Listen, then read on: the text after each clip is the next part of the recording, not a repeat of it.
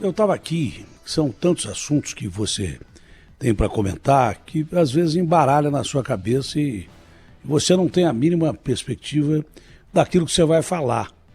Que é tanta coisa para falar, mas tanta coisa para falar, e de repente você ou esquece de coisas importantes ou passa por cima de assuntos que são a ordem do dia. Falando em ordem, mais um policial foi baleado agora há pouco lá no Campo Limpo. Tiros num policial. Anteontem, tentaram matar um segurança achando que era policial. Por incrível que pareça, as leis não nos protegem, do mesmo jeito que não protege a polícia que tem que defender a gente. Não é? Mas na Atena não houve excessos lá da Operação Escudo. Bom, se houve excessos, eu nunca vi tanta transparência de um governo em tentar ver se houve excessos. Eu já falei isso 1, 2, 3, 4, 1 milhão de vezes. Pode ter acontecido? Pode, mas isso está sendo observado, está sendo acompanhado de perto pela transparência que o Tarcísio demonstrou, o secretário de Segurança Pública, delegado-geral, comandante da PM, com ouvidoria, com corregedoria e com a Ivalda, que é uma craque da Delegacia de Homicídios, investigando tudo. Mas num país onde você já não tem armas, né? Você está desarmado. Foi desarmado através de um plebiscito realizado e o povo respondeu que não queria armas. Não sei se entre aspas ou não. Eu não sei como é que foi feita essa pesquisa também. Mas desarmaram o povo e esqueceram o mais importante, de desarmar bandido. Porque o que tem de bandido armado com o fuzil 556, desse atentado que houve a um segurança do Campo Limpo anteontem, o cara disparou uma bala de fuzil, pegou na orelha do sujeito e destruiu. Sorte que o fuzil engasgou. E aí o outro cara que estava com pistola deu uma série de tiros, era ruim de tiro, não matou o cara. Mas um tiro da orelha dos outros pode não ser grave para você, para mim é. Não é? A orelha não é nossa, mas é grave. Para quem foi atingido, se pega o tiro de fuzil um pouquinho mais à esquerda, estourava a cabeça do cidadão. E hoje, no mesmo Campo Limpo, mais um policial baleado em confronto com bandidos. Do jeito que a coisa é colocada, parece que a polícia fica com medo de atirar, com medo de ser punida depois. E não pode acontecer isso. O agente de segurança tem que ter a certeza que é direito e dever do agente de segurança responder a um tiroteio legalista.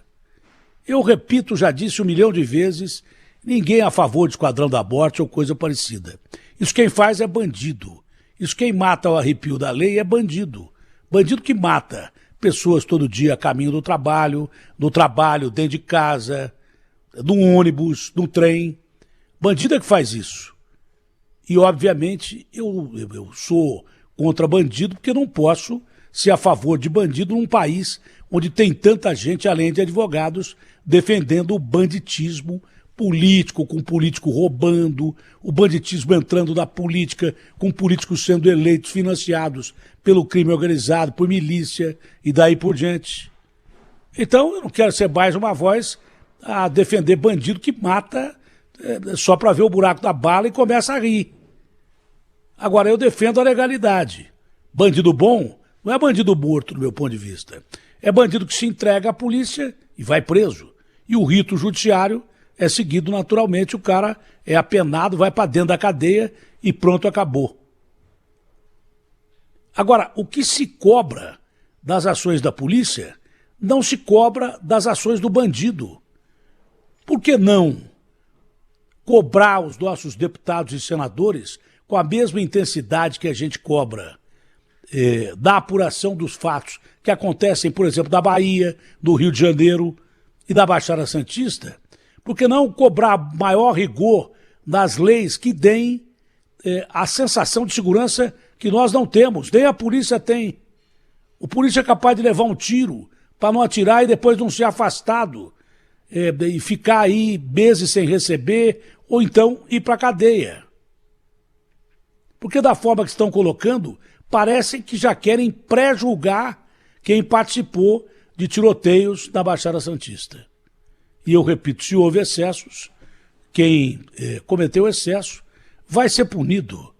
Mas essa voz, que parece generalizada em alguns aspectos, que cobra a ação da polícia, não cobra a mesma rigidez das leis para nos proteger. Ou você que está aí do outro lado do rádio, do outro lado do tubo, se sente protegido? Eu não me sinto. Eu também não ando com segurança. Agora, políticos lá de Brasília vivem num palácio de cristal. Muitos deles têm segurança, têm carro blindado e daí por diante. Agora, o amigo e a amiga que estão me ouvindo, sentem firmeza nas leis para te defender? O que a gente não pode dar ao bandido é a sensação que ele pode tudo, matar, sequestrar, violentar, e que, de repente, a lei, quando age, está sob os olhos intensos de um poder punitivo que quer punir antes de se apurar. Pior que seja o monstro, o bandido, ele não tem direito a julgamento? Quantos canalhas são presos aí, têm direito a julgamento e vão para dentro da cadeia e daqui a pouco a justiça coloca esses canalhas na rua, com saída temporária, com progressão de pena. Bruno, aquele goleiro que matou Elisa Samúdio, Suzane von Richthofen, o casal Nardoni e outros tantos. Eu fico uma hora aqui, André do Rap, eu fico uma hora aqui falando do que é uma sensação de impunidade. Por que tanta lei favorável a bandido soltasse criminosos de alta periculosidade, bandidos mesmo, que te matam onde você está? Por que tanta liberdade para essas pessoas que merecem ser enjauladas, talvez, o resto da vida? E, de repente, tanto olhar apurado sobre ações que tentam legitimar o Estado de Direito e te defender dentro da lei. Se não for dentro da lei, aí vai ser julgado e quem agiu fora da lei não é na polícia. Em qualquer lugar o cara vai pagar por isso. Mas eu gostaria que houvesse rigidez de cobrança para que o Poder Legislativo, o deputado que você elegeu, o senador que você elegeu, que fosse cobrado para ter leis rígidas, mais rígidas desse país, que te protegessem. Senão a gente fica aqui fazendo jogo de bandido, todo dia fazendo jogo de bandido. Um dia me perguntaram, mas por que você defende a polícia? Eu defendo a polícia legalista, que age dentro da lei, e porque eu não vou defender bandido? Ou você quer que eu defenda bandido? Já tem advogado pra caramba para defender bandido. Já tem vozes por aí que adoram defender bandido.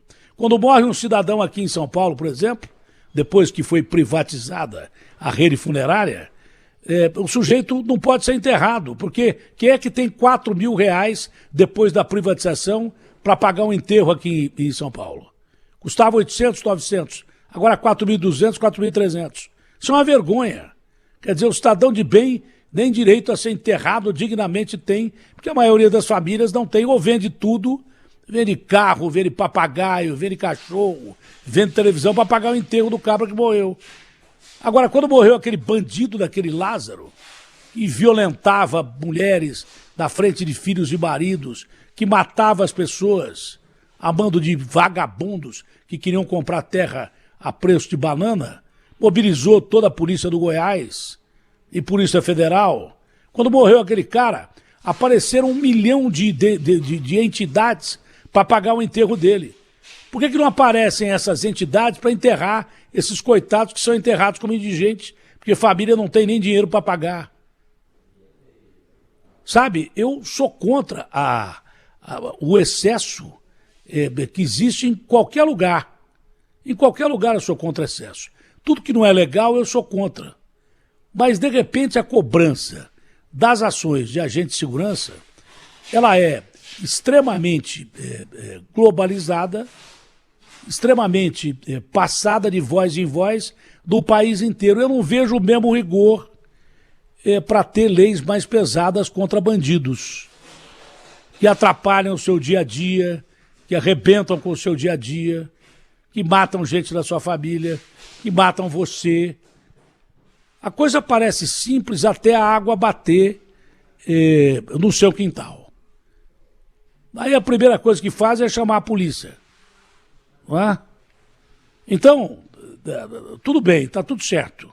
Que se apure o que houve nos estados onde o país está em guerra contra o crime organizado. Que não for legal, merece punição. Mas que se cobre também leis para botar bandido na cadeia e proteger a própria polícia, que não tem proteção absolutamente nenhuma. É só cobrança. Já ganham mal e é só cobrança em cima da polícia. Eu não estou defendendo a ilegalidade aqui. Pelo contrário, estou defendendo a lei. Que a lei seja aplicada para todo mundo, independente de quem seja. Agora, só cobrar operação policial, só cobrar investigação sobre operação policial e soltar bandidos de alta periculosidade, de crime organizado ou de política organizada, aí não. Aí também não. Não é? Onde estão essas vozes para cobrar com a mesma veemência o rigor de leis que coloquem esses caras na cadeia e deixem os caras lá? Não adianta nada a polícia prender bandidos perigosíssimos, se numa leva de 70 mil intemporária, esses caras são jogados na rua. E o crime só se realimenta disso. E as cadeias, como disse o ministro Jungmann, só servem para, na realidade, criar criminosos muito mais perigosos do que já são. Não dá mais para aguentar esse estado de coisas, ou então esse país nunca vai ter a liberdade do direito de ir e vir, andar na rua tranquilamente com o direito de ir e vir, ou ficar dentro de casa e não ver um bandido na sua casa tentando matar alguém da sua família, fazendo roleta russa na cabeça de uma filha, porque o pai não quer dizer onde está o dinheiro que ele não tem. Aí o cara fala assim, então vamos decidir no jogo. Põe uma bala no revólver em Belo Horizonte e começa a fazer roleta russa na cabeça da menina dentro da casa dela, que é o local em que ela diz, eu sou fulana de tal, eu sou cidadã brasileira. É o direito inviolável de morar, de estar. Circular você já não pode circular. Aí você fala assim, olha, tem guerra na Baixada. E a guerra do Campo Limpo?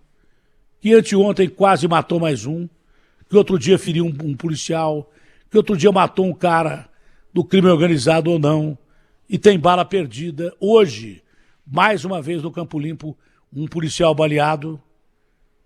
Então, não existe guerra da Baixada, não existe guerra do Rio, não existe guerra de Salvador.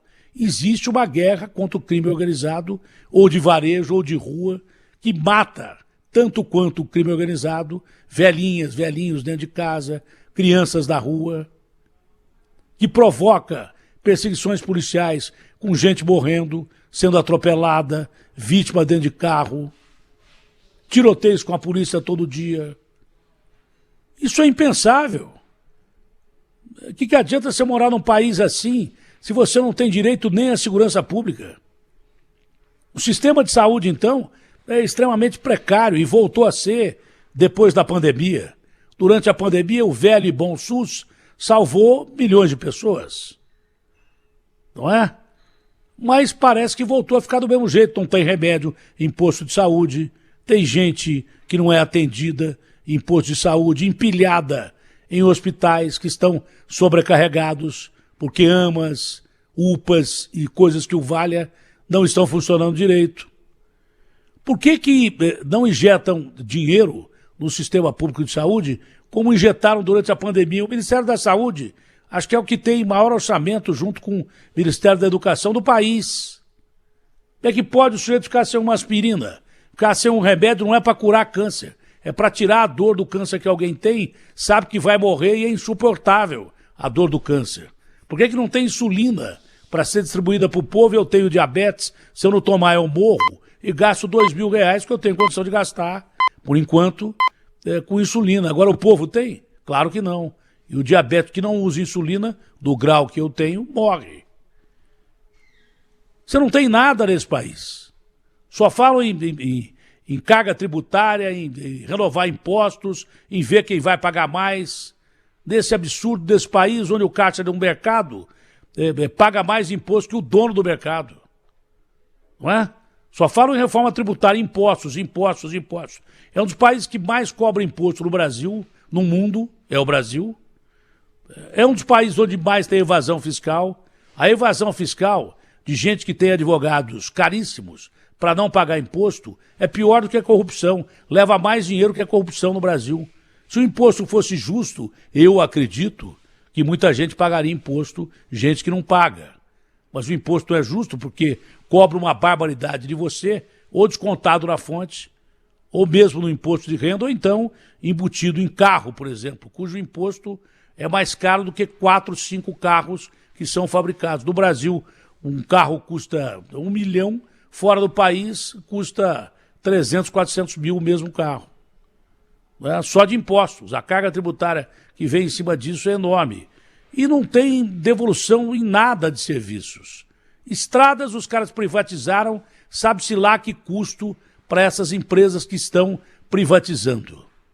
A última foi que o governador Dória renovou o contrato dessas concessionárias aqui de São Paulo, que não só mexem com estrada, mas mexem também com transporte público e outras coisas mais.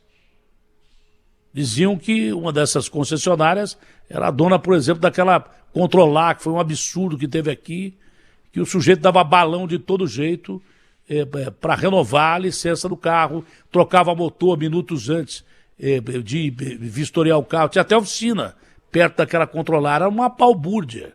Era um esquema de corrupção terrível. Tem gente respondendo por esse crime até hoje. E gente grande. Então, meus amigos, um país te cobra muito, mas não te dá quase nada. Que vantagem Maria leva? E ainda por cima, você vive num país que é injusto pra caramba e que, de repente, você morre não só de bala, mas morre de fome, morre de falta de emprego, morre de segurança. Eu estou com o pessoal aqui, tirando alguns móveis daqui, para fazer uma pequena mudança. E olha que a mesma empresa que foi para mim, mudança há mais de, sei lá quantos anos, porque é muito tempo, é uma empresa antiga. Não precisaria de publicidade, porque hoje é uma gigante do ramo, é a Lusitana, do meu amigo Augusto. Eu fazia mudança, sabe quantas mudanças eu fiz? Uma 16, 17 mudanças. 16 ou 17 mudanças. Depois parei de mudar. Quando eu consegui comprar uma casa, parei de mudar. Mas quando eu vivia de aluguel, eu não conseguia simplesmente ficar na mesma casa. Os caras vinham lá e falavam, nós precisamos da casa. Você vai pagar mais aluguel? Não, não tenho dinheiro. Então ia lá o pai do Augusto fazia mudança para mim. Às vezes cobrava muito menos do que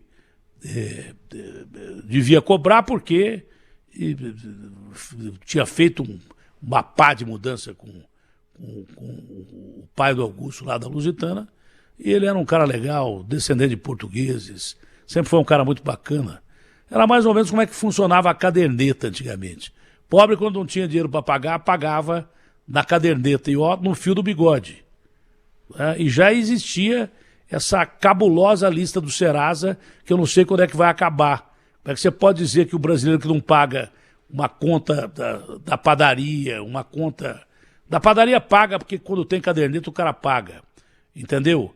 Ele faz o extremo para pagar uma conta de água, uma conta de luz, não paga uma conta de uma loja que ele comprou um sofá, porque ou ele paga a conta da loja, ou ele morre de fome, não paga a conta de um carro que está abusivo, esses juros do Banco Central estão abusivos, e o cara diz que não vamos baixar mais não, hein? Já baixamos 0,5%, tá bom demais. Que adianta o cara abaixar 0,5%, provocar um rebuliço no mercado e o dólar e um aumento de 1,5%. Que vantagem você leva também? Mas naquela época eu vivia de aluguel porque não tinha dinheiro para comprar uma casa, não tinha já incentivo para comprar uma casa. Sabe quantas pessoas moram em área de risco em São Paulo? Mais de 1 milhão de pessoas. E não tem política habitacional nesse país. Então o cara tem que viver como? De aluguel. E aluguel, se você não paga o que o cara pede, o cara te manda embora da casa dele. Fala, vai andar. Rompeu o contrato, terminou o contrato, vai embora. Já tem outro esperando na fila aqui. E por isso que eu mudei já mais de 20 vezes da minha vida. Entendeu? Então, e tinha que contar com o benesse de quem fazia a mudança, porque senão estava ferrado. Então, divide aí em quantas vezes, mas sempre foi uma família muito generosa, o Augusto, o pai dele, que hoje tem uma potência de uma empresa, que é uma empresa de logística conhecida no Brasil inteiro, acho que no mundo inteiro. Entendeu? Então, pela generosidade dos caras, cresceram barbaramente. Agora, quantas pessoas estão me ouvindo aqui e sabem que não tem dinheiro para pagar o aluguel? E que se não pagar não sei quantas prestações, podem ser despejados. Imagina o desespero dessas pessoas em pagar o aluguel e perder um teto sobre as suas cabeças. Não é? Então não dá mais para viver dessa situação que nós vivemos no Brasil, não.